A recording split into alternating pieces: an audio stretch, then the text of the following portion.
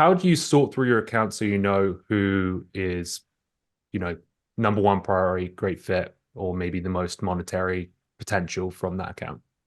Yeah, so this is another piece about like getting your house in order before you start targeting people, right?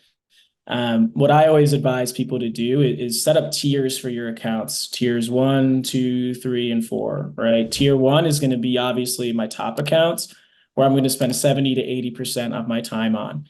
Are they in the right industry? Are they bringing in enough revenue for me? Like you just have to find out what is your ideal customer.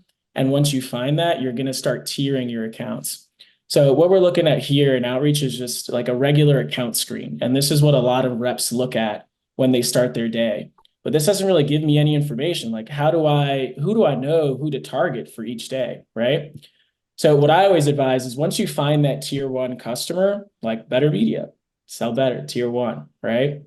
Once I find the people that I want, I can go ahead and tag those folks and I can tag them as a tier one account, right? So once I find this tier one, I can go ahead and add that, right? And then what we do is we create a smart view for those customers. So you see here, I have RC tier one. So now that condenses my list of like 1,000 accounts down to maybe the 20 or 30 or 40 or 50 that I know I want to target as my tier one folks here. I got to ask, so you're sorting them into tier one, tier two, tier three, for example. How do you actually end up using those tiers? Is like tier three just, is it more like when I've run out of tier one accounts, then I move into tier two? Like, walk me through how you actually end up using them once they're in their tiers. More or less, right? So obviously, I want to hit all of my tier ones first. And it's also important to note the distinction between your sequences too, right? So all of my tier one accounts, I'm probably going to use something more like the sequence that we shared at the top of the call. That's a lot more personalized. It's a lot more heavier touch, right? But if I've got tiers three and four in there, I'm probably not going to use that as much. It might be a sequence that maybe has less personalization in it, but it's going to allow me to scale up a little bit. So that's kind of how I think about it. I'm going to hit all the tier ones with more personalized content. And then if I have some accounts, I can use a little bit more automation in those. Absolutely gorgeous. You said something a second ago that resonated. When you log in, you see your massive list of accounts, just overwhelming, right? And that's why you want to sort these out so you know who's top of mind.